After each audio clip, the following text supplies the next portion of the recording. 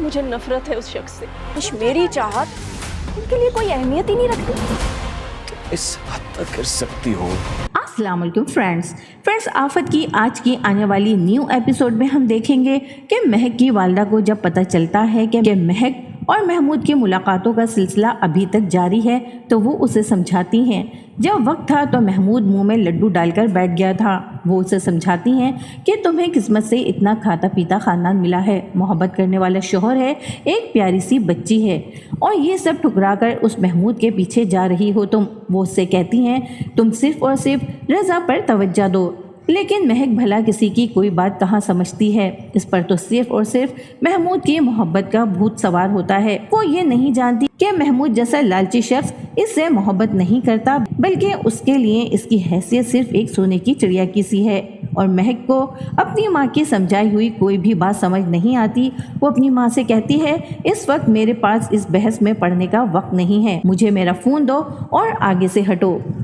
आज के एपिसोड में हम मज़ीद देखेंगे कि महक मेहरुन्निसा से कहती है कि मुख्तार भाई तो आपका हर हुक्म ऐसे मानते हैं जैसे कोई ग़ुलाम हो। तो मेहरुन्निसा बड़ी मोहब्बत से समझाते हुए उससे कहती हैं कि कहते हैं ना, हुस्न तो देखने वालों की नज़र में होता है, तो बस रिश्तों को जिस तरह देखोगी वो वैसे ही नज़र आएंगे। वो उससे मज़ीद कहती हैं कि अगर मुख्तार मेरी सब बातें मानते हैं तो वो इसलिए कि वो मेरी दिल से इज़्ज़त करते हैं, लेकिन ये इज़्ज़त मैंने उनसे लड़ झगड़ कर नहीं कमाई है, बल्कि ये इज़्ज़त और मोहब्बत हासिल करने के लिए मैंने भी बहुत कुर्बानियाँ दी हैं। मैंने इस घर के तमाम रिश्तों को मोहब्बत और ईमानदारी से निभाया है, जब जाकर मुझे ये मकाम इस घर में हासिल हुआ है।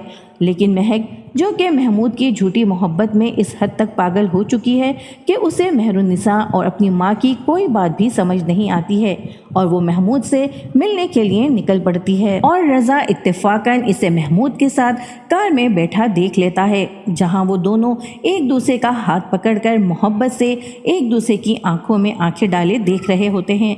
रज़ा इन दोनों को एक साथ देखकर गुस्से से पागल हो जाता है, लेकिन वो अपने आप को काबू में रखता है और इन दोनों का पीछा करता है। और ये देखकर इस पर एक और पहाड़ टूट पड़ता है कि वो दोनों वहाँ से एक घर में जाते हैं, और रज़ा भी पीछे पीछे वहीं पर पहुँच जाता है, जहाँ पर महक महमूद से कह रही होती है कि रज़ा को सिर्फ और सिर्फ अपने घर वालों का ख्याल है, मेरी चाहत मेरी ख्वाहिश इनके लिए कोई अहमियत रखती ही नहीं है। वो महमूद से कहती है कि इस तरह हम कब तक रज़ा की दौलत अपने हाथ में आने का इंतज़ार करते रहेंगे, और कहती है मुझे नफ़रत है इस शख्स से। और बेचारा रज़ा जिसने अपने तमाम घर वालों के ख़िलाफ़ जाकर एक मामूली सेक्रेटरी से शादी की होती है, उसे इस तरह किसी और के साथ हाथों में हाथ लिए बैठा देखकर और अपने लिए इतनी नफ़रत का इजहार सुनकर उसके तो होश ही उड़ जाते हैं। दूसरी तरफ महक और महमूद जो एक दूसरे में इस कदर मगन होते हैं कि उन्हें पता ही नहीं चलता कि वहाँ पर मौजूद रज़ा उनकी तमाम बातें सुन चुका है। मालूम तो उन्हें इस वक्त होता है जब वो उनके सामने आकर खड़ा हो जाता है, और उसे यूं अपने सामने देखकर दोनों की ही सिट्टी गुम हो जाती है। रज़ा महक से कहता है कि तुम इतनी गिर सकती हो, मैं सोच भी नहीं सकता था, और उसे घसीटता हुआ अपनी गाड़ी में बिठाता है। इस कदर तेज़ ड्राइविंग करता है कि उसे ये भी होश नहीं रहता कि इस तरह उसकी जान भी जा सकती है। कि इस कदर तेज़ ड्राइविंग पर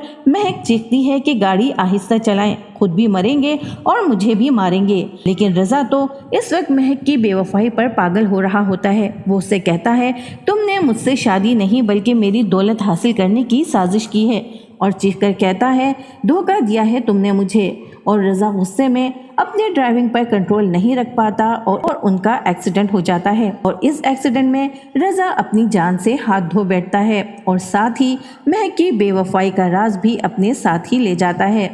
और किस्मत से महक इतने ख़तरनाक एक्सीडेंट में भी बच जाती है। आज के एपिसोड में बस इतना ही। नेक्स्ट एपिसोड में मज़ीद क्या कुछ होने वाला है जानने के लिए देखते रहिए न्यूज़ बस्टर्स।